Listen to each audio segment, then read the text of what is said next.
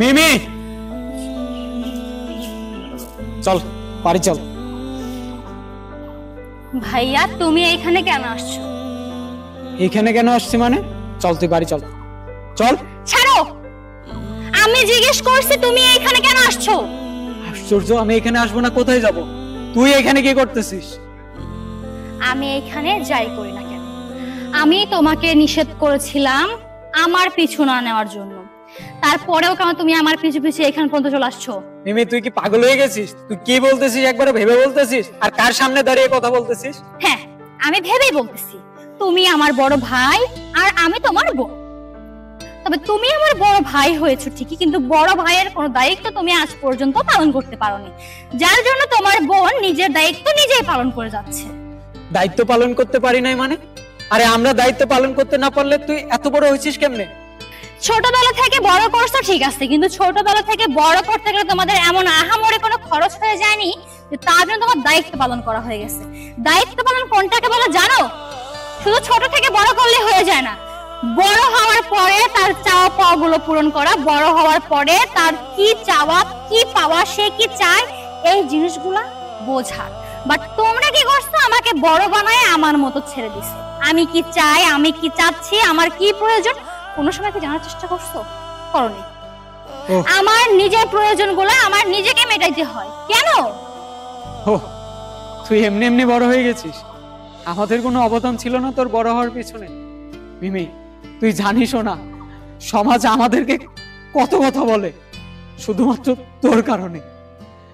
শুধুমাত্র তোর কারণে আমরা রাস্তায় বের হতে পারি না, বাসা থেকে বের হতে পারি না। কেন জানিস? কারণ আমরা গরিব। এই সমাজ আমাদের ছোট চোখে দেখে। আমরা বড় লোকের সাথে তাল মিলিয়ে চলতে পারি না। কারণ কি জানিস? আমরা একটা ভুল করলে আমাদের ব্যাপারটা সবাই জানে, আর ওরা কোটিপতিরা কোনো ভুল করলে তাদের ব্যাপারটা কেউ জানে না। বোন তোর হাত জোর করে বলছি, তুই আমার সাথে চল। দেখ ভালো থাকবি। আমরা গরিব, গরিবের মতো চলবো। আমরা দিন শেষে ভালো থাকবো, দুটো খাবার খেয়ে থাকবো, কেউ আমাদের অপমান করতে পারবে না। বোন প্লিজ চল, এগুলো করিস না। চল তুই আমার সাথে। আচ্ছা তাই নাকি? বেশ ভাইয়া, অনেক বলেছো। আমার মনে হয় না তোমার আর ইমোশনালি কোনো কথা বলার বাকি আছে। ও আর যাই হোক, তুমি কি যেন বললা? সমাজ। এই সমাজ, এই সমাজটা আসলে কোন সমাজ আমাকে বলতে পারবা? এই সমাজ তোমার জন্য কি করেছে এটাও কি বলতে পারবা? এই সমাজ সেই সমাজ, যেই সমাজ দিনের পর দিন না খেয়ে থাকলেও তোমার সামনে কেউ এক থালা ভাত নিয়ে এসে ধরেনি। এই সমাজ সেই সমাজ, তুমি আমি ছোট বোনটাকে নিয়ে দুধের অভাবে কষ্ট করে দিনের পর দিন কাটিয়ে ভাতের ফ্যান খাইয়ে রেখেছো। এই সমাজ সেই সমাজ, তুমি যেখানে অসুস্থ হয়ে ঘরে দিনের পর দিন পড়ে থাকলেও 5 টাকা দামের একটা ট্যাবলেট ওষুধ নিয়ে এসে তোমাকে কেউ সামনে দেয়নি। এই সমাজ হচ্ছে সেই সমাজ, তুমি মরে ঘরে পড়ে থাকলেও তোমার দাফনের জন্য কাফনের কাপড় কেনার জন্য 5 টাকা তোমাকে দেবে না। এই সমাজ হচ্ছে সেই সমাজ। আর তুমি ভাইয়া এই সেই সমাজের জন্য আমাকে জ্ঞান দিতে আসলা। এই সমাজ কি বলবে সেই কথা শুনে তুমি আমার পেছনে পড়ে আমাকে জ্ঞান দিতে আসছো। কি করছে এই সমাজ তোমার জন্য? কিচ্ছু করেনি, না তোমার জন্য করেছে না আমার জন্য করেছে, আর না কখনো এই সমাজ তোমার জন্য কিছু করবে। এই সমাজ তাদের জন্য করবে যাদের টাকা পয়সা অর্থ অট্টালিকা করা আছে। তোমার আমার মতো গরিবদের না কেউ চালানোর মূল্যও দেবে না। আমি নিজের চোখে দেখেছি তোমার অসম্মান। আমি দেখেছি তুমি গরিব বলে মাঠে পরিশ্রম করো বলে তোমার ঘামের একটা ফোঁটার মূল্য কেউ কোনোদিন দেয়নি। আমি কেন আজকে এই পথে এসে দাঁড়িয়েছি জানো? শুধু তোমার দিকে তাকিয়ে। কই তুমি আমার ভাই, আমি তোমার বোন। তুমি রাস্তায় বের হলে তোমার দিকে আমাকে নিয়ে আঙ্গুল তুলে কথা বলে। আমি তো আমার দিকে কখনো কারো আঙ্গুল তুলে দেখিনি, কারণ আমার কাছে এখন টাকা আছে। আমাকে আমার সামনে দাঁড়িয়ে আমার দিকে আঙ্গুল তুলে কথা বলার মতো ক্ষমতা এখন কারণ নেই, কিন্তু আমাকে নিয়ে তোমার কাছে গিয়ে আঙ্গুল তুলে কথা বলার ক্ষমতা রাখে, কারণ তোমার কাছে টাকা নেই। এই সমাজ হচ্ছে সেই সমাজ, টাকাওয়ালাদের সামনে দাঁড়িয়ে কেউ কিছু বলতে পারে না। কথায় আছে না, শক্তের ভক্ত নরমের জম। আমার কাছে এখন টাকা আছে বিধায় এখন আমি শক্ত, আর তোমার কাছে টাকা নেই জন্যই তুমি এখন নরম।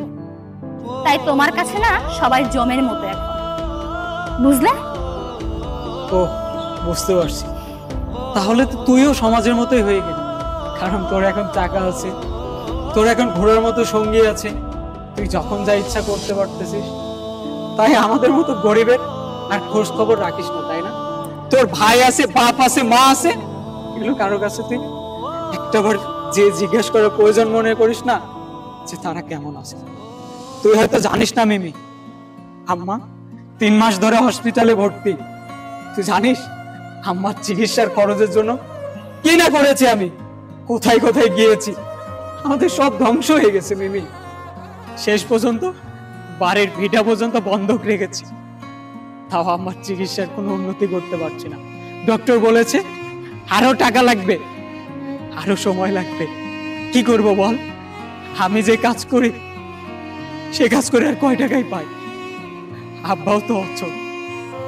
বোন, তোর হাত ধরে রিকোয়েস্ট করতেছি, তুই আর এভাবে চলিস না। তুই শেষবারের মতো আম্মাকে দেখে আয়। আমার মনে হয় কি জানিস, আম্মা তোকে দেখলে আম্মা সুস্থ হয়ে যাবে। জানিস আমার কাছে যখন আমি যাই, আম্মা সবসময় তোর কথা বলে, কিন্তু আমি কি করে বলবো যে তুই এই সমাজের মতোই তুই বড়লোক হয়ে গেছিস? তুই আমাদের খোঁজ খবর রাখিস না, তুইও স্বার্থপর হয়ে গেছিস। তুই তুই আমার বোন না, তোকে আমি আর দেখতে চাই না। আমি আর তোকে বোন হিসাবে মানি না। ভাইয়া, তুমি আমাকে নিতান্তই ভুল বুঝলে, তার বাইরে কিছুই না। আম্মা যে 3 মাস যাবত অসুস্থ, এটা আমি জানবো কিভাবে বলো? এই 3 মাস তো আমি এখানে ছিলামই না। আমি এই 3 মাস ওর সঙ্গে বাইরে গেছিলাম, যার জন্য আমি শুধু আম্মা কেন, আমি তোমাদের কারোর খোঁজ নিতে পারিনি। আর বললে টাকা পয়সা হয়ে আমি সেই সমাজের মতোই বড়লোক হয়ে গেছি, না। হ্যাঁ, এটা সত্য কথা যে আমি ওকে আমার লাইফে পাওয়ার পরে আমার সব অর্থনৈতিক সমস্যা চলে গেছে। আমি ওকে আমার লাইফে পাওয়ার পরে আমার সব সমস্যার সমাধান হয়ে গেছে। ওর জন্যই আজকে আমি 1 টাকার মালিক। তবে একটা জিনিস কি জানো, ও কখনো একটা বারের জন্য আমি গরিবের মেয়ে, তুমি গরিব, আমার ফ্যামিলি গরিব, এই কথাগুলো বলেনি। এমনকি ওই আরো নিজে অনেকবার তোমাদের সঙ্গে দেখা করতে চেয়েছে, অনেকবার কথা বলতে চেয়েছে। আমি নিজেই বলেছিলাম যে আমরা বাইরে থেকে ঘুরে এসে তারপরে দেখা করতে যাব। এমনকি এখানে বসেও আমরা তোমাদের ওখানে যাওয়ার কথাবার্তাই বলতেছিলাম। ওই জন্য সুন্দর করে দেখো সেজে গুজে রেডিও হয়ে আসছিলাম তোমার ওইখানে যাবো জন্য। আর আল্লাহর কি পরিণতি দেখো, হঠাৎ করে তোমার সামনে পড়ে গেলাম। যাই হোক, টাকার অভাবে আমার মার চিকিৎসা হচ্ছে না, টাকার জন্য আমার নিজের বাবার ভিটা বাড়ি বন্ধক দেওয়া হয়েছে। এটা শোনার পরও কেমন ভাবে আমি চুপ করে থাকবো বলো? তোমার এই বোন থাকতে তোমার এত কষ্ট করতে হবে না ভাইয়া। আমার কাছে এখন টাকার অভাব নেই, এক কথা বলতে গেলে আমার টাকা মানুষে খায়। আর তার ভাই কিনা তার মায়ের চিকিৎসার জন্য নিজের ভিটা বাড়ি বন্ধক দিয়েছে। আমি এক্ষুনি যাব, আমি এক্ষুনি গিয়ে তার নাকের উপরে ভিটা বাড়ি বন্ধকের টাকা ছুঁড়ে দিব। আর আমার আম্মার চিকিৎসা কিভাবে বন্ধ থাকে সেটাও আমি দেখব। আমি আছি তোমার বোন, আমি তোমাকে যাই বলেছি সবটাই ছিল শুধু আমার মাথা বিগড়ানো কথা। চলো ভাইয়া, দ্রুত চলো চলো। তার আগে আমাকে বল, তোরা দুজন বিয়ে করেছিস কিনা? আসলে ভাইয়া, আমি তোমাদের ছেড়ে থেকে সেটা সত্য কথা। ও আমাকে অনেকবার বিয়ের কথা বলেছিল, কিন্তু আমি তোমাদের ছাড়া কখনো বিয়ে করতে পারবো না। কারণ আর যাই হোক, ছোটবেলা থেকে তুমি আমাকে কোলে পিঠে করে মানুষ করেছো, নিজের সন্তানের মতো করে মানুষ করেছো। এতটুকু ফুলের আঁচড় আমার সরে তুমি পড়তে দাওনি। সেই বোনটা আজকে বড় হয়ে তোমাদের ছেড়ে দূরে সরে গেছে জন্য কি তোমাদেরকে ছাড়া সে বিয়ে করে নেবে? এটা তুমি কিভাবে ভাবলে ভাইয়া? ঠিক আছে, চল।